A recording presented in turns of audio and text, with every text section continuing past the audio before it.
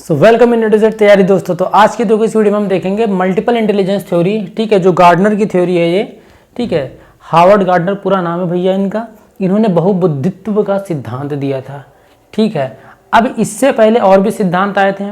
ठीक है, एक हो जाती है फैक्टर थ्योरीज और एक हो जाती है कॉग्निटिव इंटेलिजेंट थ्योरीज।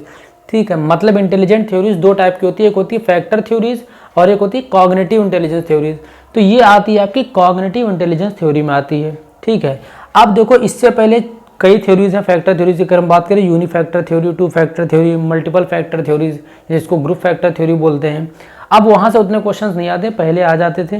ठीक है, यूपीटेट वगैरह में अभी भी वहाँ से क्वेश्चन आ जाते हैं कि यूनिफैक्टर थ्योरी किसने दिया। ठीक है, मल्टीपल या जो ग्रुप थ्योरी है, थर्स्टोन की थ्योरी है, वो किसने दिया। ठीक है, ये सब चीज़ें। लेकिन बेसिकली यहाँ पर जो इंपॉर्टेंट है आपके लिए, जितनी भी सीडीपी में अभी तक हम टॉपिक्स पढ़ा रहे हैं, जैसे अगर ये टॉपिक 10 है तो ये 10वें नंबर पर क्वेश्चन आता है ये। ठीक है, 30 में से 10वें नंबर पे या 9वें नंबर पे क्वेश्चन आ जाता है। उससे पहले आपका वाइगोस्की, पियाजे, कोलबर्ग, इन सब के क्वेश्चंस आते हैं। ठीक है, तो वो टॉपिक भी इससे पहले पढ़ा चुके हैं। तो डिस्क्रिप्शन में लिंक होगा, वहाँ पर प्लेलिस्ट में जाके देख लेना। अब यहाँ तक आए तो पूरा वीडियो आज देख लो, उसके बाद खुद समझ में आ जाएगा कैसा कंटेंट है यहाँ पे। अब देखो यहाँ पर हम इसमें पढ़ेंगे क्या। सबसे पहले में इंटेलिजेंस क्या होता है उसका कॉन्सेप्ट पढ़ लेंगे। आईक्यू क्या होता है या इसका फॉर्मूला क्या होता है, एग्जाम में डायरेक्ट क्वेश्चन पूछ लेता है। ठीक है, कौन सा आईक्यू कहाँ से कहाँ तक लाई करता है। ठीक है, जिसको हम बोल देंगे इडियट है या मूर्ख है। ठीक है, या गिफ्टेड चिल्ड्रन है, क्या है, ये सब चीज़ें। उसके बाद हम पढ़ेंगे गार्डनर की थ्योरी। ठीक है, जो मेन यहाँ पर हमारा मल्टीपल इंटेलिजेंस थ्योरीज है, इसको डिटेल में पढ़ेंगे। उसके बाद हम कुछ प्रीवियस ईयर क्वेश्चंस कर लेंगे, ताकि आपको एक वीडियो में पूरा कंप्लीट नॉलेज हो जाए कि इस एग्जाम में, ठीक है, इस थ्योरी से, इस पोर्शन से कितना क्वेश्चन आता है, कैसे क्वेश्चन आता है। चलो फिर अब देखो, सबसे पहले देखो, अगर हम इंटेलिजेंस के कॉन्सेप्ट की बात करें, इंटेलिजेंस होता क्या है, बुद्धि क्या होती है। ठीक है, सबको पता होगा क्योंकि सबके पास क्या है, बुद्धि है। ठीक है, खाली बुद्धि होने से काम तो चलता नहीं, आपको उस बुद्धि का इस्तेमाल भी करना आना चाहिए। ठीक है, अब इंटेलिजेंस जो होता है, अगर हम आसान भाषा में बोले तो कोई भी कार्य करना या कोई भी टास्क दे दे आपको, या कोई भी सिचुएशन हो, कैसा भी इन्वायरमेंट हो, अपने आप को उस हिसाब से ढाल लेना, या फिर उस सिचुएशन से अपने आप को बाहर निकालना। ठीक है, या उस चीज़ को हम कैसे एडजस्ट कर सकते हैं, कैसे हम उसको सही कर सकते हैं, कैसे किसी चीज़ को हम सीख सकते हैं देख कर या याद करके। ठीक है, ये सब क्या आपका इंटेलिजेंस होता है। ठीक है, जो जितनी जल्दी कर लेगा, जो जितने बेहतर तरीके से कर लेगा, उसकी बुद्धि ज़्यादा अच्छी मानी जाती है। ठीक है, वो इंटेलिजेंट है। ये चीज़ होगी आपकी इंटेलिजेंस। ठीक है, बाकी डिफिनेशन आपको नहीं लिखवाना है इनके हिसाब से, सिंपल सा बस इतनी चीज़ क्या होती है। ठीक है, और ये पूछेगा भी नहीं कि इंटेलिजेंस क्या होती है। अब देखो यहाँ पर इसके बाद कुछ थ्योरीज आई थी, जिनमें से जीएम थ्योरी हम पढ़ेंगे। उससे पहले देखो इंटेलिजेंस का जो कॉन्सेप्ट था, ठीक है, कि इंटेलिजेंस को हम नापेंगे कैसे, मापे कैसे, कैसे बताएं कि ये इतना इंटेलिजेंट है या इतना इंटेलिजेंट है। ठीक है, इसके लिए एक भैया साहब आए थे जिनका नाम था एल्फ्रेड बिनेट। ठीक है, याद रखना, एल्फ्रेड बिनेट। ठीक है, इन्होंने एक कॉन्सेप्ट दिया मेंटल एज का। ठीक है, मेंटल एज क्या होता है, मानसिक आयु। ठीक है, मानसिक आयु। ठीक है, इनके हिसाब से देखो, ये मानसिक आयु और जो हम लोगों की आयु होती है उससे अलग होता है, जिसमें हम बर्थडे मनाते हैं वाली आयु अलग है। मेंटल एज मतलब क्या होता है कि सपोज करो अगर आप 6 साल के हो लेकिन आप सोचते हो 8 साल या 10 साल के तरीके से, तो आपकी वो हो जाती है मानसिक आयु, मेंटल एज। ठीक है, तो उन्होंने कहा कि बच्चों को हम इसी से हम जज कर सकते हैं। ठीक है, कि वो कितना इंटेलिजेंट है। अब उस चीज़ को करने के लिए उन्होंने सबसे पहला टेस्ट बनाया था, जिस टेस्ट का नाम था बिनेट साइमन टेस्ट। ठीक है, ये सबसे पहला इंटेलिजेंस टेस्ट था। ठीक है, मतलब साइमन कौन थे, इनके शिष्य थे। ठीक है, उनके साथ मिलकर उन्होंने एक टेस्ट बनाया जिसको उन्होंने बोला बिनेट साइमन टेस्ट। तो एल्फ्रेड बिनेट ने मेंटल एज का कॉन्सेप्ट दिया। ठीक है, और एक टेस्ट दिया जो सबसे पहला इंटेलिजेंस टेस्ट था। इसको बच्चों ने जब किया, ठीक है, जो उससे आंसर आया उसके हिसाब से उनकी मेंटल एज को कैलकुलेट कर लिया गया। ठीक है, अब देखो एक चीज़ यहाँ पर हम समझते हैं कि इन्होंने जो मेंटल एज है, इसी को क्या बोलते हैं, बाद में आईक्यू बोला गया। ठीक है, अब आईक्यू क्या होता है उसको समझने के लिए सबसे पहले उसको मिटाते हैं। ठीक है, जब तक हम मिटाएं तब तक चाय पानी कर लो। अब देखो यहाँ पर हम समझते हैं इंटेलिजेंस क्वेश्चन। ठीक है, अब देखना इंटेलिजेंस लिखा है, इंटेलिजेंस नहीं, क्योंकि ये जर्मन वर्ड है। ठीक है, हाँ बिल्कुल, मुझे जर्मन भी आती है और जर्मन में मुझे बस इतना आता है। ठीक है, अब ये जर्मन क्यों अभी बता देते हैं। अब देखो ये जो आईक्यू होता है ना, इसका नाम तो आईक्यू नहीं था, मगर कॉन्सेप्ट किसने दिया था, एल्फ्रेड बिनेट। ठीक है, और उस कॉन्सेप्ट को जो डेवलप किया था जिस साइकोलॉजिस्ट ने, उनका नाम था विलियम स्टर्न। ठीक है, नाम ये दोनों इंपॉर्टेंट रखना, क्योंकि दोनों ही बहुत इंपॉर्टेंट, तो याद रखना इसको। विलियम स्टर्न, इन्होंने क्या कहते हैं, आईक्यू को डेवलप किया था। अब देखो होता क्या कंफ्यूजन, कहीं कहीं एग्जाम में पूछ लेता है कि who give the concept of IQ, तो वहां पर आंसर विलियम स्टर्न हो जाता है, वहां पर अल्फ्रेड बिनेट नहीं होता है, क्योंकि आईक्यू अगर वर्ड आ रहा है तो वहां पर विलियम स्टर्न होगा, आप देख लेना, ठीक है। लेकिन अगर आप रियल पूछो तो कॉन्सेप्ट अगर किसी चीज का होता है, वर्ड चाहे जो हो, उसका कॉन्सेप्ट मतलब उसका कोई बैकग्राउंड या हिस्ट्री होगी, तो वो अल्फ्रेड बिनेट नहीं दिया था। लेकिन कभी कभी अगर क्वेश्चन आ जाता है who developed the concept of IQ, तो विलियम स्टर्न एकदम 100% राइट है। और अगर आ जाता है who gives the concept of IQ, तब भी आप विलियम स्टर्न कर देना, और अगर ऑप्शन में ये ना हो बिनेट हो तो अल्फ्रेड बिनेट को कर देना, ठीक है। ये बात होगी। अब इन्होंने जो कॉन्सेप्ट दिया था, ठीक है, इन्होंने क्या बोला कि जो इसका आईक्यू है इसका मतलब होता है इंटेलिजेंस क्वोशिएंट, इन्होंने एक नाम दे दिया आईक्यू, ठीक है। इस वर्ड को इन्होंने क्या किया था, कॉइन किया था, मतलब इन्होंने ही इस वर्ड को इन्वेंट किया था। अब देखो अल्फ्रेड बिनेट के हिसाब से अगर हम किसी का आईक्यू निकालेंगे तो वो होता है मेंटल एज, ठीक है, वो जो उसका मेंटल एज होगा वो उसका क्या हो जाता है, आईक्यू हो जाता है। विलियम स्टर्न ने क्या बोला कि आईक्यू निकालने का मतलब होता है कि हम मेंटल एज को डिवाइड करेंगे क्रोनोलॉजिकल एज से, ये सिर्फ इसके फॉर्मूला का समझो एक डेरिवेशन है, मेंटल एज को हम डिवाइड करेंगे क्रोनोलॉजिकल एज से, ठीक है। अब देखो ये मेंटल एज और क्रोनोलॉजिकल एज क्या है, ये जो आपकी होती है मानसिक आयु होती है, और ये आपकी जो रियल एज होती है, मतलब जो आपकी कैलेंडर एज होती है, इसको हम बोल देते हैं सी से कैलेंडर एज, कैलेंडर एज। तो कहा कि इनका जो रेशियो होता है वही बच्चे का आईक्यू हो जाएगा, ठीक है। जिसका अच्छा होगा तो उसका आईक्यू ज़्यादा होगा, ठीक है, जिसका मानसिक आयु कम होगा तो मतलब उसका आईक्यू भी कम होगा। अब ये चीज़ किसको नहीं पसंद आई, एक भाई साहब थे टर्मन, जिनका नाम था सुना होगा, लुइस टर्मन या टर्मन। इन्होंने क्या कहा कि जो आईक्यू आप दोनों लोग मिलकर निकाल रहे हो भैया, ये तो फ्रैक्शन में है, ठीक है, एक काम करो इसमें तुम 100 से गुणा दे दो। तो बस इन्होंने क्या किया, 100 से गुणा दे दिया, तो तुम्हारा आईक्यू का मेन जो फार्मूला बन गया अब ये बन गया, आईक्यू बराबर MA/CA/100, ठीक है। याद रखना कॉन्सेप्ट दिया था अल्फ्रेड बिनेट ने, आईक्यू को डेवलप किया था विलियम स्टर्न ने, और जो इंटू 100 या कह सकते हो आईक्यू का जो फार्मूला है MA/CA/100 ये किसने दिया, लुइस टर्मन ने। तो ऐसे इन लोग की कहानी चलती थी, थोड़ा तुम तो थोड़ा हम दे, फिर थोड़ा हम दे दें, ठीक है। तो थोड़े थोड़े से चीज़ें बढ़ती हैं, ठीक है। जैसे अभी 500 सब्सक्राइबर हैं, तो आप लोगों की अगर मदद होगी, ठीक है, तो जाहिर सी बात है आगे ही जाएंगे। अब यहाँ पर देखो इंटेलिजेंस क्वोशिएंट ये वर्ड किसने कॉइन किया था, जो जर्मन था वो विलियम स्टर्न ने किया था, आईक्यू का फार्मूला ये हो गया। अब यहाँ पर देख लेना एक लिस्ट आ जाएगी जो आपको याद रखना है, ठीक है। एवरेज का आईक्यू कहाँ से कहाँ तक लाई करता है, जैसे 90 से 110 हो गया, ठीक है, या जो गिफ्टेड हो जाते हैं, ठीक है, वो 140 प्लस वाले आईक्यू हो जाते हैं, जैसे कि आपके एल्बर्ट आइंस्टाइन, ठीक है। तो इस हिसाब से ये चीज़ याद रखना। अब देखो इसमें क्वेश्चन में क्या पूछ लेता है, ज़्यादा से ज़्यादा एवरेज पूछ लेगा, ठीक है, या गिफ्टेड चिल्ड्रन का आईक्यू पूछ लेगा, ठीक है, या फिर सुपेरियर का पूछ लेगा 120 प्लस वाले। तो बस ये 3 चीज़ को फोकस कर लेना ज़्यादा, बाकी एक बार ऐसे आप टेबल यहाँ पर पढ़ लो। अब भैया इसके बाद हम पढ़ते हैं अपना मल्टीपल इंटेलिजेंस थ्योरी जो गार्डनर ने दिया था, जहाँ से 1 नंबर का क्वेश्चन कन्फर्म है, कन्फर्म है, लिख लो अभी से, जब भी दिसंबर में पेपर होगा एक क्वेश्चन आपको मिल जाएगा, ठीक है। चलो फिर अब देखते हैं हम कि मल्टीपल इंटेलिजेंस होता क्या है, ठीक है। अब जाके हम अपनी थ्योरी पे आप आए बच्चों, समझ रहे हो, ठीक है, बड़े भैया जो भी हो सब लोग। अब देखो यहाँ पर हम मल्टीपल इंटेलिजेंस को हम समझें अगर, तो गार्डनर के हिसाब से क्या कहानी है इंटेलिजेंस की। इससे पहले जितने लोग भी साइकोलॉजिस्ट हैं सबका ये कहना था कि कोई एक फैक्टर होता है थ्योरी का, ठीक है, या किसी ने बोल दिया कि किसी में इनबॉर्न इंटेलिजेंस होती है, जितना उसकी एज के हिसाब से उसके अंदर डेवलप होगा बस उतना ही हो सकता है, ना आप घटा सकते हो ना बढ़ा सकते हो। किसी का मत ये था, ठीक है, जैसे 2 फैक्टर थ्योरी दिया था स्पीयरमैन्स ने, उन्होंने क्या बोला कि भैया ऐसा नहीं है, सबके अंदर एक एक इंटेलिजेंस फिक्स होती है। दूसरी जिसको हम बोलते हैं एस फैक्टर बोलते हैं, उतना डिटेल में जाने की जरूरत नहीं है। दूसरी वो चीज़ लर्न कर लेते हैं या जो स्किल हो जाती है, ठीक है, तो सब कुछ ना कुछ लर्न करके एक और इंटेलिजेंस ऐड कर लेते हैं, ठीक है। गार्डनर भाई का क्या कहना था, इनका कहना था कि ऐसा है, तुम लोग की बात तो ठीक है, ठीक है, लेकिन हमारी भी सुन लो।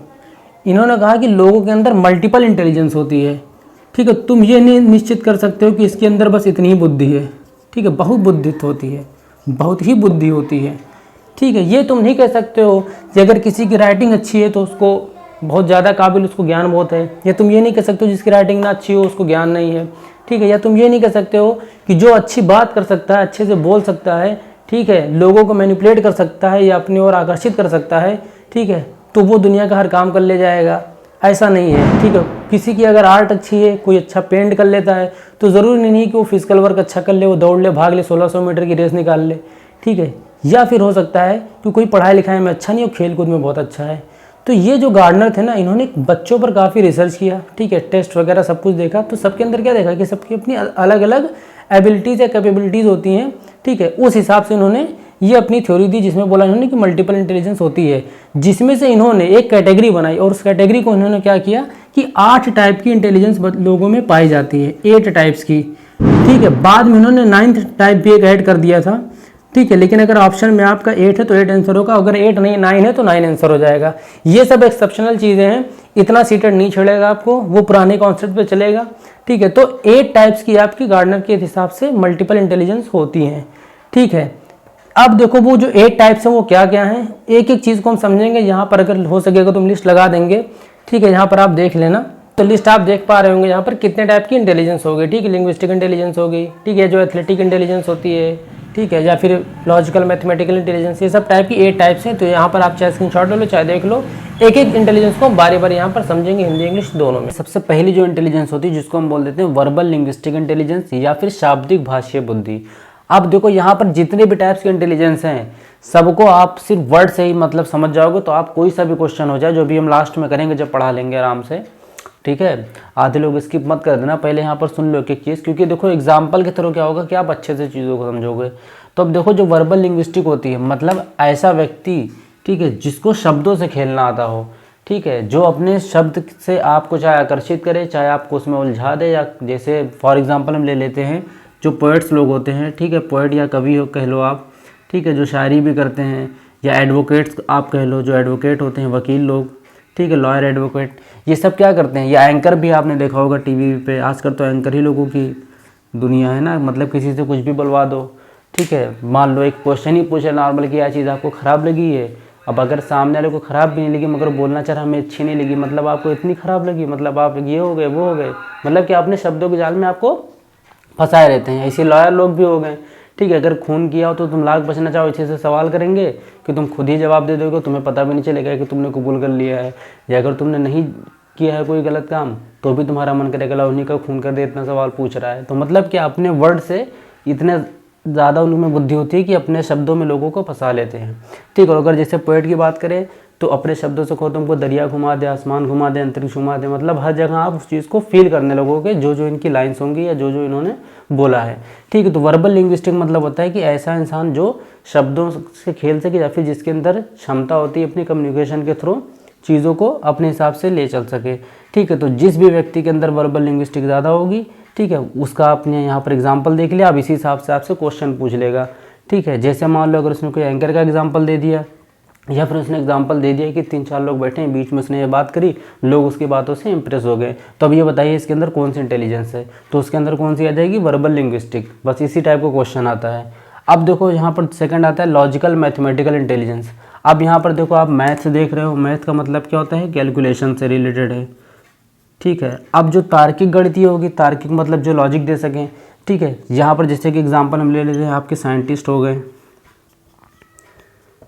ठीक है, मतलब कि जिनके अंदर ये इंटेलिजेंस होती है कि वो मैथ्स के कैलकुलेशंस को या फिर मैथमेटिकली चीज़ों को सोच सके, किसी भी प्रॉब्लम का सॉल्यूशन निकाल सके, ठीक है, किसी भी चीज़ का लॉजिक दे सके, तो ऐसे लोग उनको हम क्या बोल देंगे, कौन सी इंटेलिजेंस में पाई जाती है, लॉजिकल मैथमेटिकल। अब एग्जाम में देखो सिंपल क्वेश्चन आता है कि कोई भी मैथ्स का कोई प्रॉब्लम दिया, बच्चे ने सॉल्व कर लिया, किसी व्यक्ति ने सॉल्व कर लिया उस चीज़ को, ठीक है, या सब्जी वाले का भी एग्जांपल देते थे कि उसके अंदर कौन सी इंटेलिजेंस पाई जाती है, तो बिल्कुल उसके अंदर लॉजिकल मैथमेटिकल इंटेलिजेंस पाई जाती है, ठीक है। आप 1 किलो सब्जी पूछोगे रेट और आप कहोगे हमको 400 चाहिए, तो तुरंत वो जोड़ के बता देगा, भले आप कितने भी अच्छे हो नहीं बता पाओगे, क्योंकि क्या है, प्रैक्टिस रहती है, ठीक है। तो उनके अंदर इंटेलिजेंस पाई जाती है।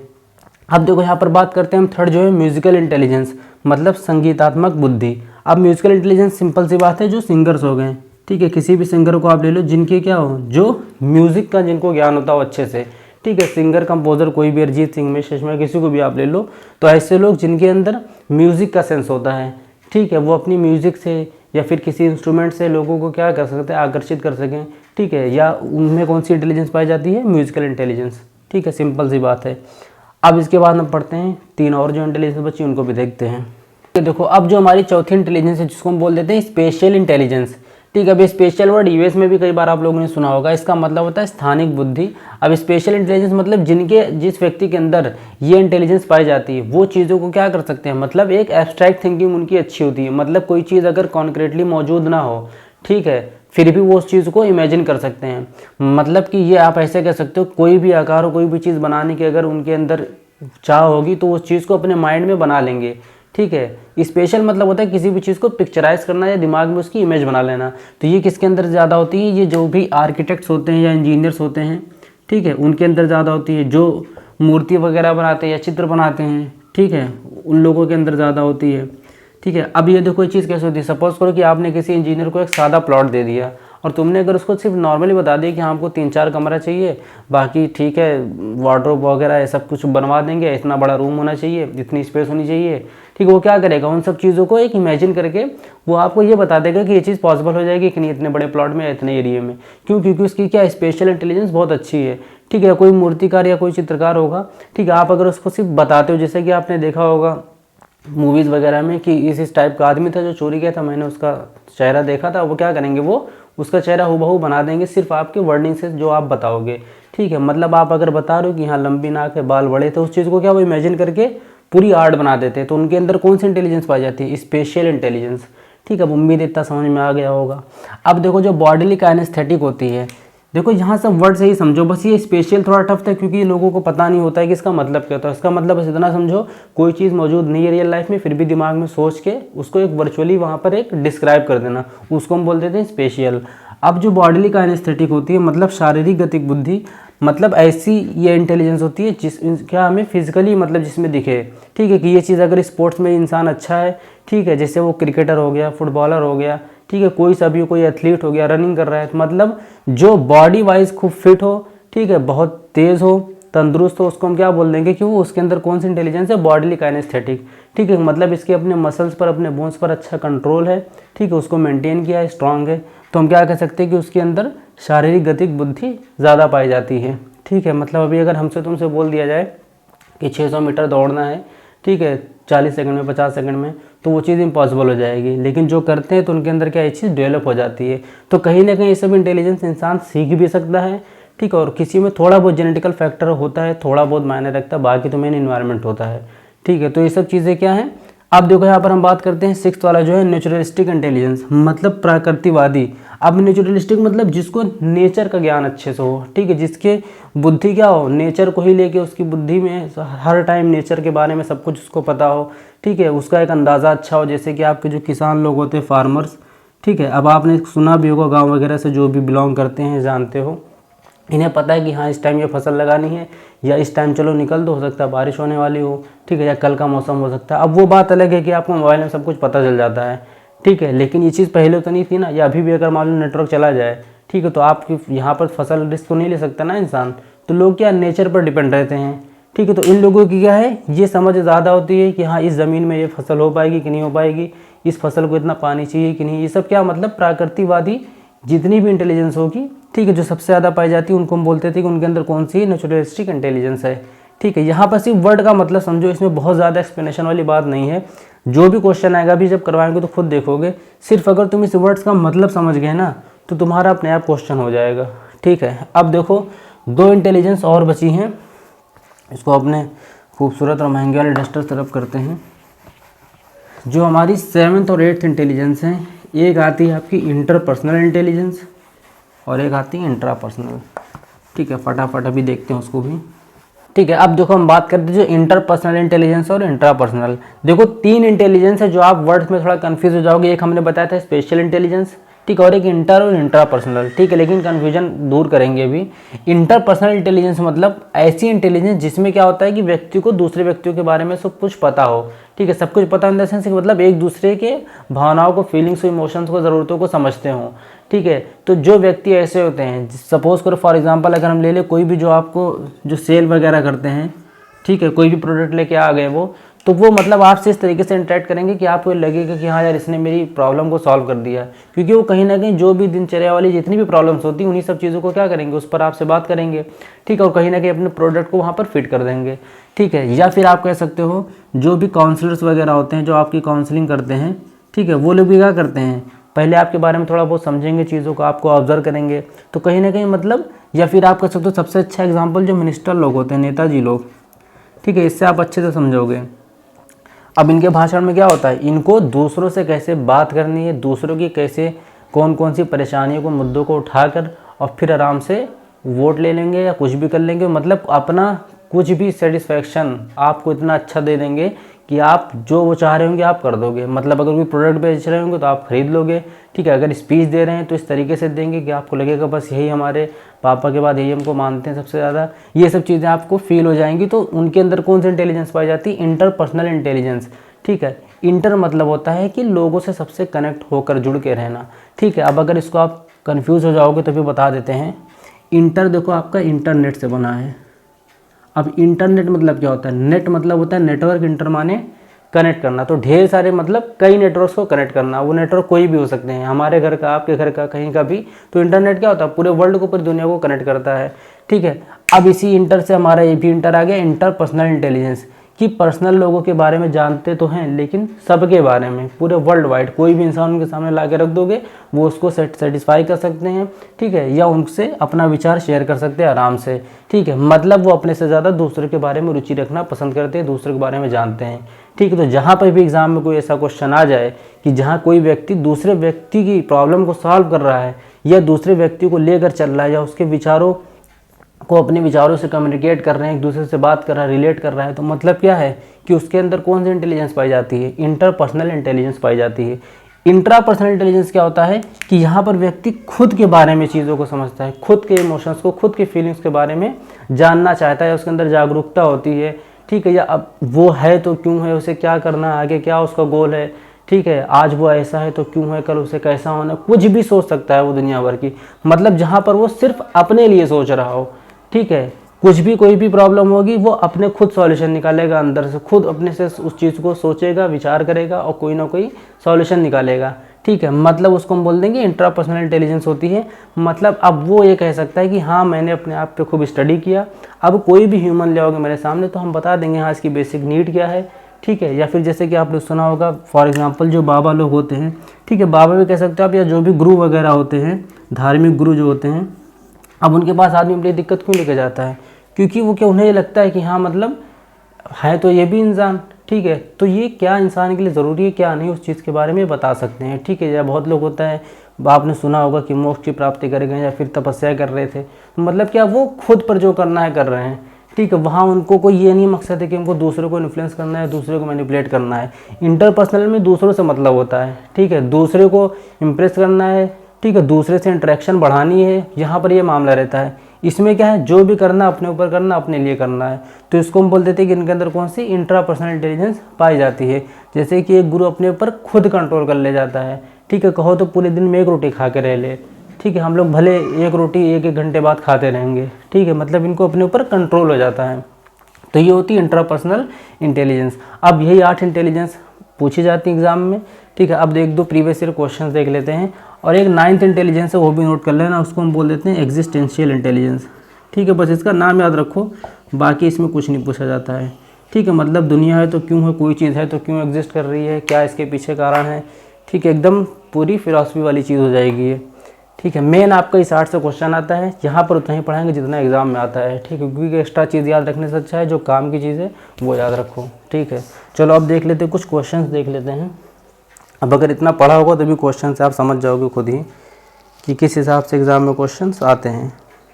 सबसे पहला क्वेश्चन ये है कि which of the following description fits the interpersonal intelligence proposed by Howard Gardner, ठीक है। मतलब इनमें से यहाँ पर जो ABCD जो आपको ऑप्शन है, ठीक है, इसके बेस पे आपको ये बताना होगा कि कौन सा इसमें इंटरपर्सनल इंटेलिजेंस शो कर रहा है, ठीक है। सबसे पहला है sensitivity to spoken and written language, ठीक है, कि मतलब आप लिखित या मौखिक भाषा के प्रति बहुत ज़्यादा संवेदनशीलता आप में, तो ये तो तुम्हारी वर्बल वाली बात होगी जहाँ पर भी भाषा को लिखना या पढ़ने की बात आए तो। दूसरा देखो sensitivity to rhythm and sounds, ठीक है, रिदम और साउंड्स मतलब रिदम माने क्या कि कोई म्यूजिक वगैरह ये सब आ जाए तो वो म्यूजिकल इंटेलिजेंस में हो गया, ठीक है। देखो एक एक ऑप्शन का भी मतलब यहाँ पे समझेंगे।